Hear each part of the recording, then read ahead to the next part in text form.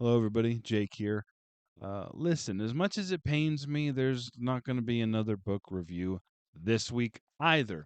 It takes me nearly a week to make one of those things between all the reading. The reading's fast, but the research, the editing, me looking up clips, me thinking of stupid things to do, it takes nearly a week to do them, which normally is fine. But with the kids being out of school, I'm the primary caretaker. My wife is traveling a lot during this time, and I'm getting a new business up and running. As a result, it seems like there's not really enough hours in the day. You know what I mean? Well, what about night? Listen, I need all the beauty sleep I can get. But a part of me really does feel bad because I'm very grateful for all you who watch. I'm grateful for all you who subscribe, and I want to reliably provide something of value. I mean, not just throw something up there, but actually add value. At the very least, entertainment value. I could do something like a weekly recap. Those don't take any real effort. And I mean, a lot of booktubers do them, and I, most booktubers do those. And I don't want to. The cool thing is, this tightening of my schedule has actually revealed to me an opportunity to do something that I have, in fact, been wanting to do for a long time, but I just couldn't think of a format to do it with. I've slowly but surely been chipping away at these obscure and unknown novels while neglecting short stories, and I have a huge collection of vintage science fiction short stories. So today marks the start of a new series called Rollin' Shorties. Now, sirens may be going off in the back of your mind. Don't worry, they are for me too. I'm almost positive Rollin' Shorties means something, potentially something inappropriate, but I'm too scared to Google it. But I can't think of anything else, so it's staying. But anyway, the point of this is I select a collection or an anthology down here from either a novel, a digest, or a pulp magazine, and then the dice of fate decides which story I read. I read it and then I talk about it. So the goal is to provide a regular upload schedule during these busy times, these busy seasons, and quite possibly more content than before. So, are you with me? All right. Well, ready or not, let's roll. So today we are reading from the Fantastic Universe Omnibus 19 exciting stories of extraterrestrial action. All right, look at that funny guy there flying through the universe. This is edited by Hans Stefan Stantonson. And what do we got here? Careful pages. Okay, we got The First Law by Isaac Asimov. She Only Goes Out at Night by William Tenn. The Pacifist by Arthur C. Clarke. The Bounty Hunter by Avram Davidson. The Muted Horn by Dorothy Salisbury Davis. The Way of Life by Robert Bloch. In Lonely Lands by Harlan Ellison. Fall of Night by A. Bertram Chandler. Sit by the Fire by Merle Benedict. A Thing from Custom by L. Sprague de Camp. Exile from Space by Judith Merrill. Mex by Larry M. Harris. The Amazing Miss Mims by David C. Knight. My Father the Cat by Henry Steller. Tidal Flight by William Campbell Gaunt. The Golden Pyramid by Sam Moskowitz. The Robot Who Wanted to Know by Felix Boyd. Road to Nightfall by Robert Silverberg. The Velvet Glove by Harry Harrison. Oh my gosh! And the day will come by what the Vith Vithaldus O'Quinn. Okay, away with you. And now the Die of Fate. 19 stories in this book. Let's see what it's gonna be. It is number 6. Okay, number 6 is Jake. Why didn't you leave it open? Hey, take it easy. I'm just starting this. Number 6. 1, 2, 3, 4, 5, 6. A Way of Life by Robert Bloch. All right, there we go. Back from my oh geez, everybody saw my messy kitchen. Great. That's on the internet for the world to see.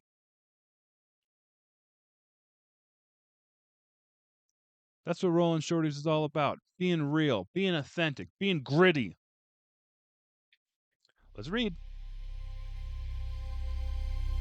Um this might have been a mistake. I just finished this. Okay. essentially it opens with John Henderson. He's the new he's about to deliver a speech. He's the newly elected or kind of appointed president, but not quite yet. He's running, but I guess he's been appointed by this one political party. The first thing he does is spins his propeller cap and then gets on stage, and instantly I'm like, oh no, what the heck am I reading here? It's well written. Essentially, he delivers this speech, which as I'm reading it, it sounds.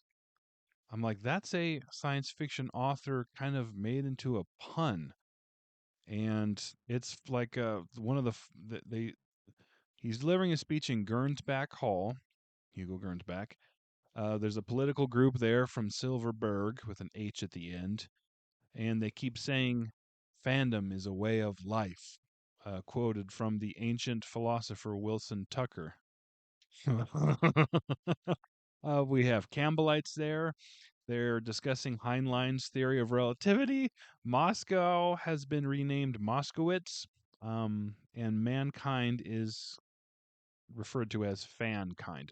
Essentially, there's been some sort of nuclear war or something, and humanity, the shreds of them, have been rebuilt by discovering these science fiction books. And so that's the Bible. That's what they're basing their entire the entire structure of their world upon, of their culture. Everything is based upon these science fiction books, and the ancient authors are revered as priests or not priests but prophets or yeah, this was so weird. People keep saying things like "for the love of liber" and "ignorance is bliss." um okay. So basically there's two political parties that are vying for the presidentship of all of fankind. There's the FAPA, which is the Fantasy Amateur Press Association, and the NFFF, which is the National Fantasy Fan Foundation. And essentially, John Henderson's speech is kind of a typical politician speech of let's come together, we're all fans, and it's for the better of fankind. Um, Boy, this was really rough, you guys. Just because there's so many like puns after puns after puns after puns, and just oh my gosh. Well, here I'll give you an example. He paused, clearing his throat. Remember, we once worked together, all of us. Our fathers helped to rebuild the cities, helped to restore reason. Using the scientific knowledge and wisdom preserved in the science fiction books, they brought order out of chaos. It was the application of Fanish principles that rebuilt our world. And he says, first fandom's dream of reaching the stars is still a dream, but once again, the jet planes are beginning to soar. The great silver Heinliners streak across our skies. Once more, we are building factories and laboratories, training our future leaders at Frederick Brown University, peering up at the planets from Mount Richard Wilson Observatory, and creating new developments like the Bradbury Ray. I hated this. Oh, this is so stupid. And I've heard Robert Bloch is Robert Bloch, right? Is that who wrote this? He's really good. He didn't Robert Bloch do Psycho? I think he did. Yeah, he did Psycho, didn't he? Anyway, you guys will set me straight in the comments. Uh Basically this is really rough. And so he delivers his speech. Things are looking good. Hey, take the last week off. They're going to do the vote soon to see if you're going to be the new president. He's spinning his propeller cap for reasons.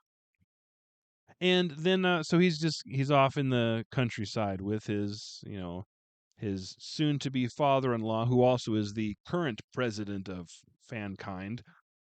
Oh my gosh, I can't believe I keep saying that. The current president of Fankind. And he decides to go for a walk. John Henderson goes for a walk, and then he sees this house that these farmers are clearing. I guess they're clearing houses, looking for typewriters. That's what they say. They're looking for typewriters. And so he's like, I'm going to go help. So he grabs a shovel and he goes digging. And it turns out that he uncovers let me find it here. The Immortal Storm: A History of Science Fiction Fandom by Sam Moskowitz. And so he reads it, then he realized, oh, this isn't these aren't great prophets of old. These aren't geniuses. I mean, some of them are smart men, but these were just science fiction authors, and he kind of understands like what fiction means.